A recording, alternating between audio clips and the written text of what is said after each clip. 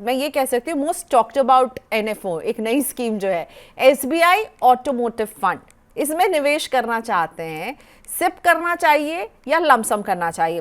Since Hemant sir I have this opportunity कि आप मेरे साथ हैं, तो मुझे ये बताइए, काफ़ी लोग इसके बारे में सवाल पूछ रहे हैं, ये जो नई स्कीम जो एसबीआई लेकर आई है अपनी तरह से ये आपको कितनी अलग लग रही है? और गौरी शंकर जैसे लोग जो इसमें इन्वेस्ट करना चाहते हैं, अगर वो पूछ रहे हैं कि सिप करें या लमसम, आपकी क्या राय रहेगी इन्हें?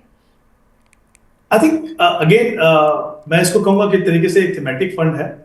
ऑब्वियसली अगर मैं इस थीम की बात करूं, ऑटो या उससे अलाइड जो सेक्टर्स हैं उनकी पोटेंशियल की बात करूं, तो डेफिनेटली पोटेंशियल उसमें बहुत है।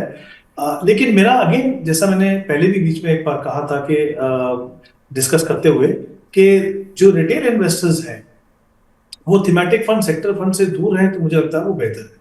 क्योंकि मेरा हमेशा ये मानना है कि जो भी कोई थीम है, जो भी कोई सेक्टर है जिसमें पोटेंशियल है, तो जो आपके फंड मैनेजर हैं, जो आपके डाइवर्सिफाइड फंड्स को मैनेज करते हैं, वो कहीं ना कहीं आपको उस सेक्टर में एक्सपोजर जरूर देंगे। क्योंकि अगर वो चाहते हैं कि पीयर ग्रुप के मुकाबले में उनकी रिटर्न अच्छी हो, फंड की परफॉर्मेंस में कंसिस्टेंसी हो, तो जाहिर सी बात है कि वो उन सभी सेक्टर्स को अपने पोर्टफोलियो में शामिल करना चाहेंगे जिनमें रिटर्न का पोटेंशियल और आगे जाके उनको स्कोप दिखे।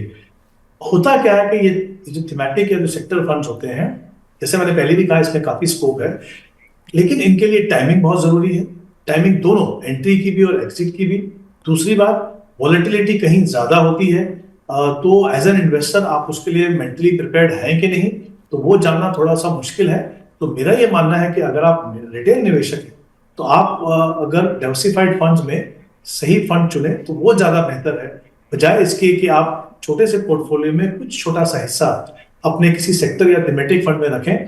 तो अगर वो अच्छा किया भी, तो भी आपके ओवरऑल पोर्टफोलियो में कुछ फर्क नहीं पड़ेगा, क्योंकि आपने बहुत छोटा सा अमाउंट डाला हो। लेकिन अगर वो अच्छा नहीं किया या कुछ ज्यादा वॉलेटिलिटी आई, तो वो कहीं ना कहीं आपको थोड़ा सा कंफ्यूज करेगा इक्विटी के पोटेंशियल के बारे में। तो मेरा ये मानना है कि रिटेल इन्वेस्टर्स दूर है। हाँ, अगर आप एक्सपीरियंस इन्वेस्टर हैं, अगर आपके पास रिस्क प्रोफाइल है उसका, तो डेफिनेटली मुझे लगता है ये एक अच्छा सेक्टर है, इसको देखा जा सकता है। लेकिन उन्हीं निवेशकों के लिए जिन्होंने एक बड़ा पोर्टफोलियो बनाया है, जिनका रिस्क प्रोफाइल अलाउ करता है, और जो ये समझते हैं कि शायद जब भी एग्जिट करने की जरूरत होगी तो उनके पास ये कैपेबिलिटी है कि वो उसको टाइम कर। ओके, सो थीमेटिक जो है ना, वो थोड़ा सा एक्सपीरियंस्ड इन्वेस्टर्स के लिए जो होता है, वो जो समझते हैं उसमें एग्जिट की भी क्या एक स्ट्रैटेजी होनी चाहिए मुझे लगता है। और इनफैक्ट थीमेटिक पर बहुत क्वेश्चन भी आते हैं।